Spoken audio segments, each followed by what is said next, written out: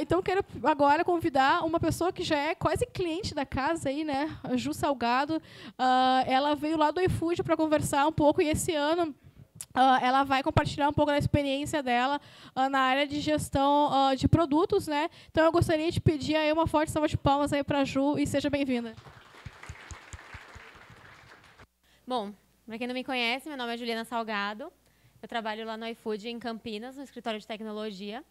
E hoje eu vou contar um pouquinho para vocês, um pouquinho da nossa história, em que pé que estamos, como que a gente trabalha com produto. E quem tiver dúvida, fica à vontade, vai anotando, que tem bastante coisa legal para compartilhar. Então, antes de falar em como a gente trabalha com produto, é legal a gente saber como que a gente chegou aqui.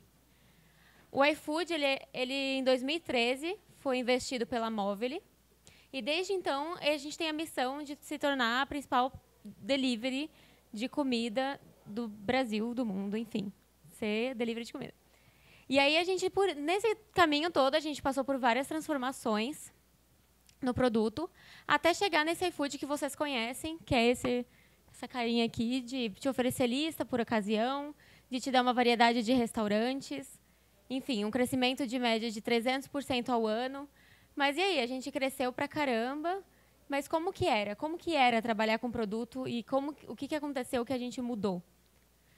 Bom, a gente sentia que a gente estava patinando. Calma aí, que eu acho que mudou. Opa. Como estávamos gerindo o produto? Então, o que a gente fazia basicamente era gerir backlog. Então, a gente tinha o nosso backlog, a gente olhava o que era importante, a gente via o que estava pegando mais, a gente meio que corria atrás do próprio rabo, assim.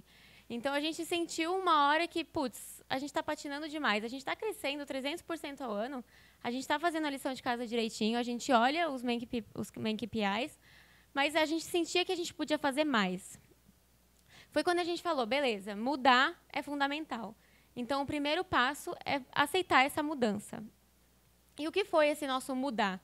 Foi a gente realmente ser data-driven. Então, é excelente que as palestras até aqui agora vai ser um complementar do outro, então a gente está tudo falando a mesma língua. E aí, o que é ser data-driven? É a gente pensar em problemas a partir de dados. E o que é isso? Então, é a gente olhar e falar, beleza, qual que é o problema que a gente tem que resolver? O que a gente tem de tão importante que vai por lá o nosso backlog? É para olhar para o backlog, é começar a olhar para o produto. E como que a gente faz para identificar esses problemas e como que a gente faz para identificar essas oportunidades? Bom, aí é aqui que eu entro no detalhe e começo a contar um pouquinho como que a gente está agora. A gente primeiro olha para a estratégia da empresa. E o que é isso? Bom, a gente tem o planejamento estratégico, que a gente se planeja por um ano, e é onde o iFood quer chegar no próximo ano. E a gente divide isso em ciclos de 4 meses. Então, na empresa, a gente sempre se procura o que a gente está fazendo? A gente está ajudando a chegar naquele planejamento estratégico? A gente está ajudando a atingir os objetivos da empresa? Então, qualquer decisão e todos os nossos dados são voltados para a gente ver se a gente está no caminho certo. Além disso, a gente tem que olhar para os dados, efetivamente. São eles que dão a base para tudo que a gente faz. Então, a gente olha diversos caminhos. A gente tem uma rotina, todo santo dia, de acompanhar os nossos dados. Então, a gente olha funil, a gente olha conversão, a gente olha... Enfim, são muitas KPIs que a gente acompanha. E como que é isso? A gente usa o Localytics, a gente usa o Tableau para integrar com o Localytics para ver no Raw Data, se a gente quiser se aprofundar e entender o comportamento do usuário. A gente olha... Isso, por que isso é importante? Porque a gente acaba se acostumando com o padrão, o comportamento do nosso funil e das nossas métricas. Então, quando a gente vê uma coisa estranha, ajuda a gente até a identificar problemas e ajuda a gente a identificar oportunidades também. Então, beleza, mas a gente olha para todos os dados e como que a gente dá os dados, a estratégia da empresa... Tempo esgotado? Ah, que você levantou, eu falei, oi, gente, não é possível que eu falei tudo. Falei, opa, calma aí. Falei, então, como que a gente casa a estratégia da empresa com os dados e com os usuários? E o que é esse usuários? É a gente literalmente separar para ver do ponto de vista do usuário. Então, a gente faz análise quantitativa e análise qualitativa. A quantitativa, a gente acaba entrando um pouquinho nas nossas métricas também, em dados de comportamento, eventos que a gente dispara para o Localytics, para entender como que os usuários estão se comportando no aplicativo. Mas a gente também usa muito, seja teste de usabilidade, seja entrevista com o usuário. A gente procura ter esse contato e a gente lê diariamente review no Twitter, review no Facebook, review nas lojas. Então, isso é fundamental para a gente conseguir casar essas 3 dimensões. E a partir do momento que a gente começa a casar essas 3 coisas, isso acaba funilando, né? Então, a gente começa a ter realmente a visão dos problemas e das oportunidades. Mas tudo bem, porque a gente não chega em 2 itens, a gente chega em muitos itens. E aí a gente começa, assim, a priorizar. Só que a diferença de lá atrás é que antes, se alguém chegasse para mim e falasse, nossa, Juliana, vamos implementar Masterpass, vamos implementar Visa Checkout. Eu ia falar, tudo bem, vamos olhar aqui na prioridade. A gente era muito no achismo. Agora não, a gente vai olhar para os nossos dados, a gente vai olhar para os nossos usuários, a gente vai olhar para o comportamento, a gente vai falar, será que os usuários precisam disso? Será que isso faz sentido? Então, a gente mudar para ser data-driven deu todo esse apoio de destravar uma série de decisões, é assim como dar segurança para a gente assumir mais risco. Então, para a gente falar com certeza de tipo, não é isso que a gente quer. Então, a gente prioriza essas oportunidades. E aí, beleza, priorizamos as oportunidades, selecionamos uma. O que a gente faz? A gente vai ter um monte de hipótese para resolver essa oportunidade ou esse problema, enfim. E nada mais é do que uma grande ideia que a gente vai acabar virando em solução. E, enfim, é o processo normal do Lean Startup. Mas aí, de novo, não é uma hipótese que a gente tem várias hipóteses. E aí, o que a gente faz? A gente prioriza de novo. E como que a gente prioriza essas hipóteses? A gente faz a matriz valor esforço. Normalmente, depende muito do tipo de problema. E essa hipótese vai virar uma solução, certo? Mas como que a gente vai aplicar essa solução para validar essa hipótese? Bom, depende. Isso também não é uma receita de bolo. A gente pode fazer pesquisa com o usuário, a gente pode fazer teste de usabilidade, a gente pode fazer teste AB, a gente pode rodar mais de um teste AB, a gente pode jogar direto em produção e ver se os usuários, se deu certo. Por que eu vou fazer um teste para uma coisa que a gente está super confiante, que os dados já super me provam que faz o total sentido? Vamos lá, é bem o que a gente falou ali, meter o louco. Então, a gente mete o louco, bota em produção e, se não der certo, a gente dá rollback. O que é importante é aprender a falhar e falhar rápido. Então, se não deu certo, tudo bem. A gente aprende com isso, absorve esse conhecimento e tenta outra vez. Mas falar é fácil. Então, eu quero contar para vocês de um exemplo prático. Pensando lá na estratégia da empresa. O iFood quer mudar um hábito. Então, para quem não gosta de cozinhar, eu não quero obrigar você a ter que cozinhar, a ter que conviver na cozinha e correr essa tragédia aqui. Cadê a Cíntia que adora um gatinho? Coitado, está todo sujo de molho. Então, o iFood ele quer tornar a alimentação mais prática em qualquer momento e em qualquer lugar. E ser prático não é você ter que ligar para o restaurante, ouvir o cardápio inteiro, pedir para repetir. E aí ouvir de novo, qual que era o preço mesmo? Ah, mas vem com o quê? E aí pedir em turma, então nem se fale se você tiver que ligar para o restaurante. Então, eu falei várias vezes a palavra ligar. O iFood cada vez mais quer tornar o telefone obsoleto. Então, essa é uma estratégia que é fundamental para a gente casar, que a gente consegue casar com várias métricas. Então, falando nas métricas e nos dados, que métricas são essas? Por exemplo, intenção de ligação. A gente consegue saber se um usuário que fez um pedido ligou para o restaurante. Para a gente, isso não faz o menor sentido. Como que você, que não quer ligar para o restaurante, acaba acontecendo alguma coisa e você teve que ligar para ele? Mas aí a gente, então, falando no exemplo prático, por quê? Por que vocês ligam para ele? A gente queria entender isso. E aí, o que a gente fez para entender isso? A gente foi atrás dos dados dos usuários. Seja com funil, seja com... Olhamos a métrica, olhamos a intenção de ligação, olhamos quantas percentual de ligação em relação ao percentual de pedidos. Mas, ainda assim, a gente leu a avaliação nas lojas, a gente não tinha certeza do porquê. Será que é porque o pedido está atrasado? Será que é porque vocês não acreditam que o pedido foi mesmo para o restaurante? Daí vocês querem dar aquela ligadinha só para saber se chegou? Às vezes você esqueceu alguma coisa, você quer alterar a forma de pagamento, você quer pedir troco. Enfim, eram N hipóteses. E aí a gente ficou difícil de priorizar a hipótese porque estava muito no escuro. A gente não tinha a menor ideia do porquê. Então, o que a gente fez antes de fazer uma solução e já rodar um teste, alguma coisa com a solução? A gente subiu uma pesquisa. Então, hoje, se você liga no restaurante, a gente te pergunta o porquê. Isso, os usuários, no momento que a gente lançou, a gente deu até a opção, você tem a opção lá de colocar outro motivo e contar o porquê. O pessoal abriu o coração para a gente. Foi assim, a melhor coisa que a gente fez na vida foi colocar aquele motivo. Porque a gente descobriu coisas que a gente não imaginava. Então, na época, a gente estava até com um projeto de construir um chat. E a gente falou, nossa, é o chat que vai solucionar a nossa vida. Quando a gente fez isso aqui e a gente rodou esses motivos e a gente viu os porquês, a gente viu, calma lá, não é um chat que vai resolver o nosso problema. Então, a gente ser voltado a dados não só nos dá base para entender nossos usuários, como definir a estratégia da empresa também. Então, a gente conseguiu mudar o rumo, falar, não vamos mais ter chat, agora a gente vai arrumar o que realmente precisa ser arrumado. Então, daí, beleza, a gente entendeu os motivos, porque a gente subiu essa pesquisa e a gente falou, nossa, beleza, e agora? O que a gente faz? Bom, aí sim a gente partiu para, nesse caso, um teste AB. E a gente fez um teste AB só com 30% da nossa base. Então, 30% da base, metade caiu num cenário A e outra metade caiu no cenário B. Mas qual que foi a nossa solução? A solução é super simples. Foi basicamente descrever os status melhor. E a gente te contar, tá, o pedido é realizado, quer dizer que o restaurante recebeu o seu pedido.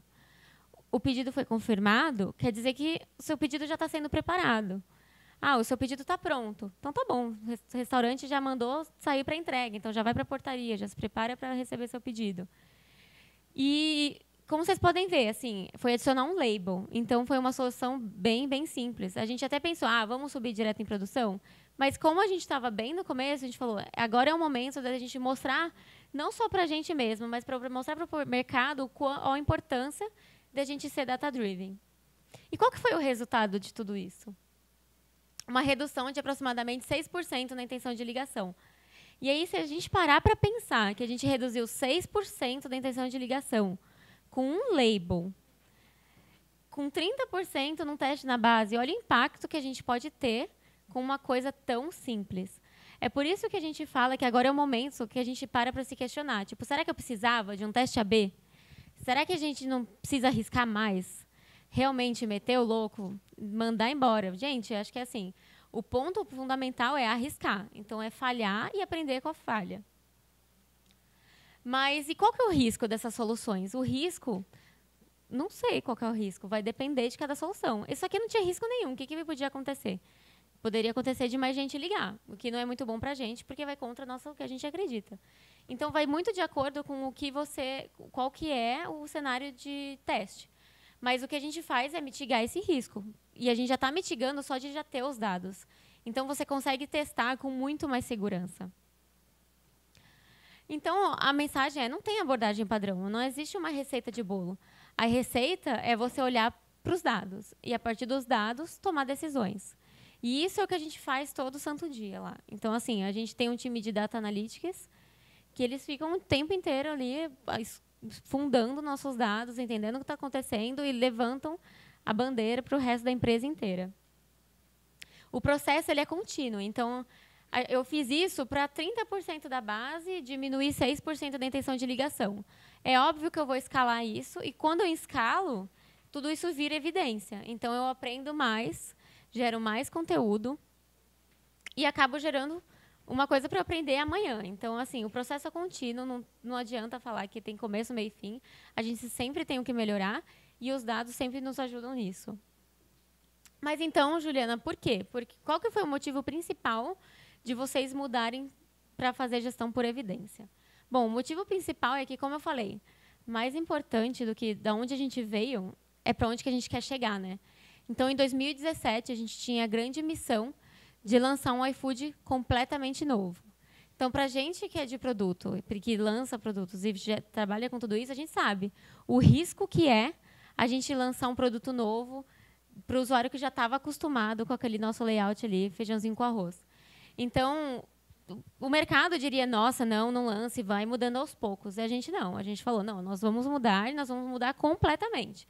Então, a gente ser orientado a dados nos deu confiança para isso. Porque tudo isso que eu falei para vocês aqui, mesmo da intenção de ligação, foi um pouquinho que a gente fez para dar segurança para a gente mudar num novo app. Então, a gente foi iterando vários aprendizados no app atual, redesenhamos toda a experiência e vamos lançar um app completamente novo, com os riscos muito mais mitigados, né? Porque a gente teve todos esses estudos. E mesmo assim, lançando um app novo, nesse caso, o que a gente ainda fez? A gente ainda fez pesquisa de usabilidade. A gente entrevistou o usuário. Então, muitas vezes também o que é importante saber é que a gente não faz só o teste AB. Às vezes a gente usa alguma coisa a mais. E aí, esse é o spoiler. A gente vai lançar um app novo em breve, então fiquem atentos. A iOS já está rolando. Mas e foi com todo esse aprendizado. Então, o legal da mensagem aqui é, gente, vai com tudo, dados, arrisquem, se mete o louco, como a Jana disse. E eu acho que é mais ou menos isso. O objetivo aqui é a gente abrir agora para perguntas, para a gente conseguir conversar bastante.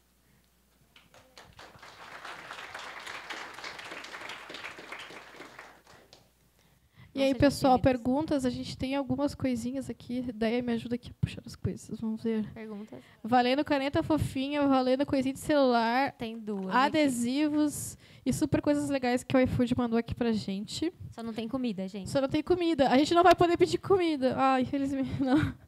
Ó, podia ter voucher, Ju. Levanta a mão quem que queria. Eu vou começar por aqui, daí eu vou indo em zigue-zague aqui. Oi, meu nome é Denise. Tudo bem, Ju? Tudo bem. Quando tu fala do teste de usabilidade que vocês fazem, eu queria entender se vocês usam alguma ferramenta de teste remoto, se vocês fazem focus group, como é que é a entrevista com o usuário, só para entender melhor o processo que vocês têm. Legal, a gente faz tudo isso que você falou.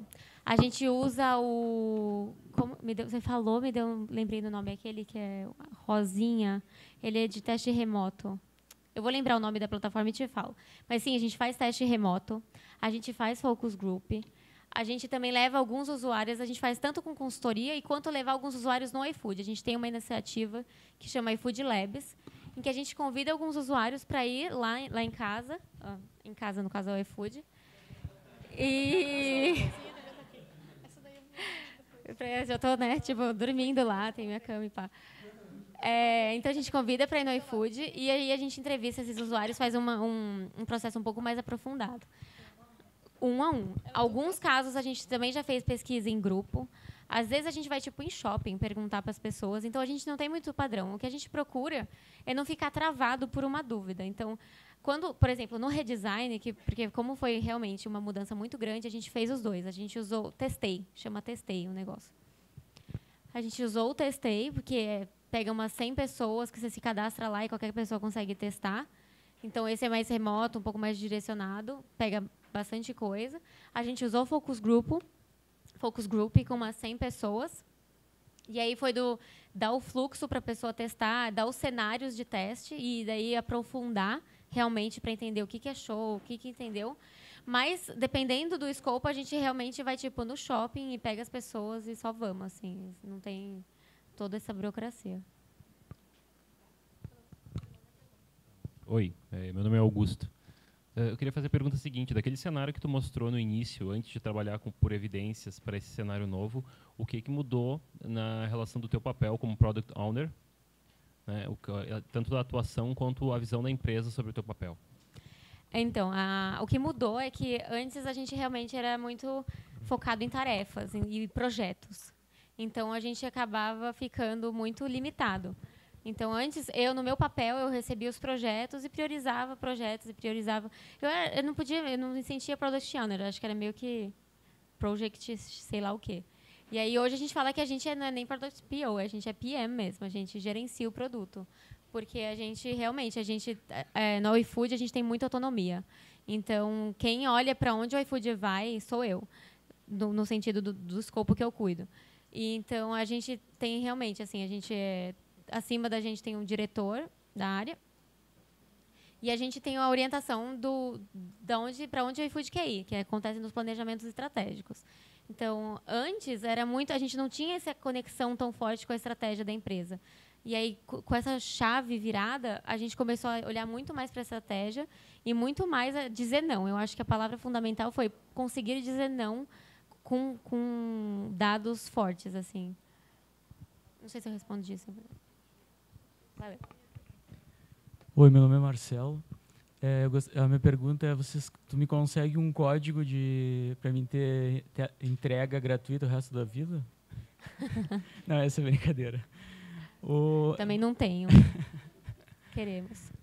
Como é que vocês, no início, conseguiam os restaurantes e assim, as empresas para anunciar? Vocês faziam uma campanha de marketing? Ou só, porque quando lançaram o aplicativo, eu lembro que tinha pouca gente, né? E aí, claro, foram para televisão e tal, né? Pegaram bastante coisa. Mas assim, como é que vocês construíram a base de clientes, né? No caso de pessoas das empresas? Então, é que o iFood ele começou lá em 2011, com 3, 4 pessoas. E aí ele era só site. E aí ele foi crescendo, foi a primeira ferramenta a ter um aplicativo.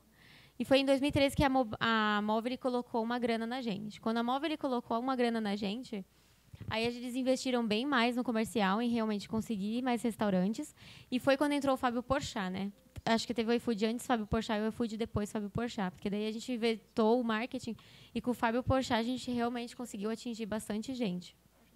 E aí foi isso, assim, não foi assim, nossa, temos um super plano. Foi a partir de 2013. Mas hoje já é diferente. Hoje a gente faz segmentação para restaurante, porque para a gente é super importante captar restaurante, porque sem restaurante o iFood não cresce. De que adianta a gente conseguir 5 milhões de usuários e ter 30 restaurantes para vocês, né?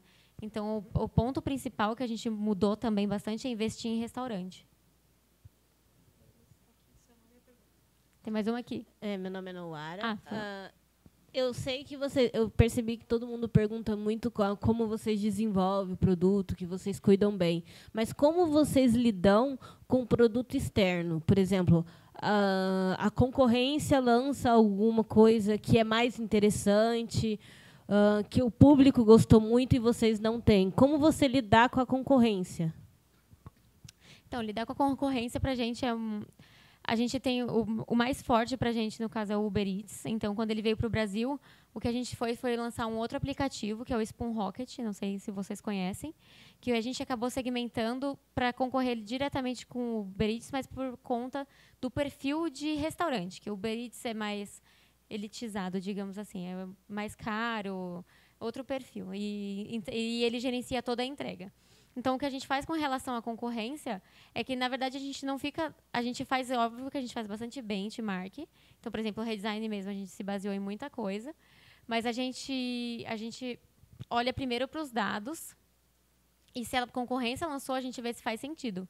Porque não adianta só porque a concorrência lançou, a gente lançar também, assim... Acho que primeiro a gente consolida em casa e depois a gente define se vai implementar ou não. Porque, por exemplo, até agora, pedido em grupo é uma coisa que todo mundo pede, todo mundo quer muito. Só que ainda não chegamos nesse momento. Então, eu acho que é você avaliar, será que a concorrência é uma coisa trivial, é uma coisa que vale a pena, é uma coisa que não vai que vai ter impacto? Não é simplesmente para concorrer, porque a concorrência tem, a gente vai ter também, sabe? Ela pediu ajuda, que acho que eu estou no iFood um pouco mais tempo que ela. Participei de quando eu cheguei eram 20 pessoas, hoje a gente está com mais de 100, isso só em TI, né? Mas acho que um ponto que faltou da sua pergunta, acho que para a gente captar restaurante, o nosso comercial é muito forte, né? Até pouco tempo atrás, quase metade da empresa era o time comercial de rua, que ia batendo de porta em porta. Então foi assim que o iFood começou a crescer, né? Começou esse crescimento mais agressivo.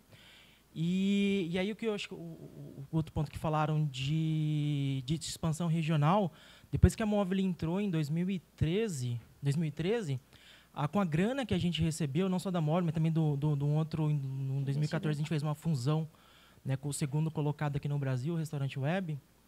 E com a grana que a gente conseguiu, a gente foi esse crescimento agressivo foi comprando outras empresas. Então a gente, por exemplo, a gente não atuava no Nordeste, o pessoal olhava lá, tinha um player pequeno lá, o iFood comprava. E essas aquisições, né, um grande ponto positivo do iFood foi esse skill de merge acquisition. E ele sempre procurou fazer, não só comprar a empresa, mas comprar as pessoas também, né? Comprar as pessoas no sentido de...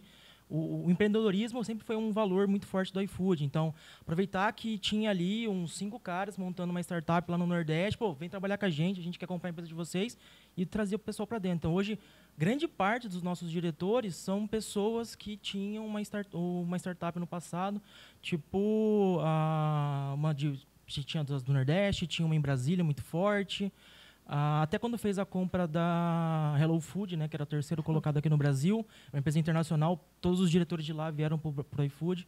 Então, acho que esse empreendedorismo, né, e essa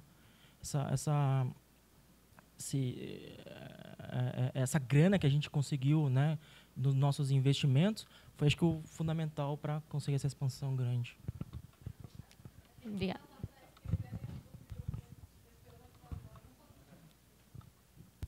Boa tarde, tudo bem? Bom. Meu nome é Renato. Primeiro, parabenizar vocês pelo trabalho que vocês desenvolvem, né? Você falou dessa autonomia que a equipe possui, né? Mas o iFood é uma empresa que notadamente recebe investimento muito alto, né? Então, mesmo com a autonomia da equipe, assim, eu queria que tu contasse mais como é que é esse relacionamento com os stakeholders, né? Porque alto investimento aumenta a pressão, né? Então, mas é que mesmo com investimento, a gente realmente, tipo, a autonomia é a palavra-chave. O nosso direcionamento não é onde gastar, é o que fazer, assim. É para onde nós queremos ir. Então, isso é que é legal do que eu falei realmente dos dados. Então, não faz sentido eu falar assim, o iFood tem que ter pagamento em grupo. Faz sentido o iFood tem que ter X pedidos. O iFood tem que ter X usuários. Então, quando a gente muda isso, a gente conseguiu destravar para a gente conseguir trabalhar em projetos que a gente acreditava. E aí, nosso relacionamento com os stakeholders é basicamente, tipo, o pessoal se reúne uma vez, 2 vezes por ano, ou eu não lembro se é mais, que a gente tem a Just Eat, né, que fica em Londres, é um dos. A Movile, mas a Movile não interfere tanto no nosso dia a dia. Então, acaba que a gente tem realmente, assim, tipo, por que até para mim é difícil de falar disso? Porque não chega nem a mim, assim, então...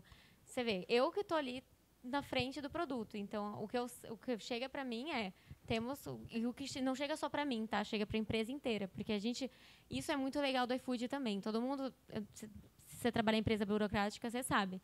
Abrir número, saber número de pedido, saber número de conversão, saber decisão estratégica, normalmente é uma coisa que não é muito divulgado nas empresas, porque isso é muito fácil de vazar para fora. Mas no iFood, não. No iFood, todo funcionário que está lá sabe todos os números, sabe qual é o planejamento estratégico. E isso é uma das coisas que também ajudou a gente a crescer muito rápido, porque todo mundo sabe para onde a gente está indo. Então, se a gente tem uma meta X lá, e por algum motivo alguém está se desviando da meta, tem as outras 99 milhões de pessoas para falar, opa, estamos saindo do rumo. Então, isso ajuda todo mundo a focar muito mais e muito mais rápido. Assim. Valeu. Oi, Ju. Eu sou o Gaspar. Uma das perguntas que... Quer dizer, eu vou falar agora como usuário, tá? Às vezes eu pedi um X lá que era muito bom, pedia pelo iFood. Aí depois tive que procurar porque o cara acabou não aparecendo, ele não figurava mais no iFood. Como é que vocês lidam com o churn, por exemplo? Tem algumas empresas, tem alguns restaurantes ou alguns segmentos que a gente acaba comprando e vai direto no iFood, porque, enfim, é bom, está ali, está disponível. Como é que vocês lidam com o churn dessas empresas? O churn, a gente tem projetos específicos para churn, para tratar churn, porque o churn do iFood é bem baixo, e a gente lida tanto o churn de usuário quanto o churn de restaurante. Porque para a gente também não faz sentido, vamos supor, esse seu restaurante, se ele não paga, se ele não proporciona uma boa experiência para o usuário. Então, a gente sabe que o que os usuários mais reclamam é o tempo de entrega, por exemplo. Então, a gente tem que casar as duas coisas. Então, tem que ser bom para o restaurante e tem que ser bom para o usuário. E essa é uma das coisas que a gente mudou muito também, falando do que o Pedro comentou ali, de a gente mudar o mindset realmente. Porque antes a gente focava muito mais no usuário. Era, não, vamos pegar o usuário, investia um montão em marketing, esbanjava dinheiro em marketing. E aí, o que aparecia? A gente voltava para as lojas e lia um monte de reclamação. Pô, mas não tem restaurante na minha cidade. Não entrega nada aqui. Então, daí caía nesse cenário que você falou também. Tem, mas está fechado. Ou tinha, mas saiu. Então, a gente mudando o foco para restaurante, a gente quer dar autonomia para o restaurante conseguir crescer com a gente. Então, a gente não quer que o restaurante pense que a gente é um sócio dele. Quer dizer, depende do ponto de vista, porque a gente é um sócio, sim, mas é o sócio que te ajuda a crescer, né? Então, a gente começou a mudar para o quê? A gente ter solução para restaurante. Então, a gente tem, por exemplo, uma solução de embalagens para o restaurante. Que a gente pensa que o restaurante ele compra embalagem todo mês. E a gente tem X restaurantes na nossa base. Então, a gente consegue barganhar um preço muito melhor para os nossos parceiros. Então, quando a gente mudou esse mindset para restaurante, a gente conseguiu também impactar no churn, né? Então, a gente acaba várias iniciativas acompanhando esse deparo. Alguém mais uma pergunta? Sim, não, talvez. Depois me procurem, tá meu LinkedIn, Isso. se alguém quiser me adicionar também, Juliana Salgado. Tô aí, podem tirar dúvida, é isso. Isso aí. Valeu. Imagina.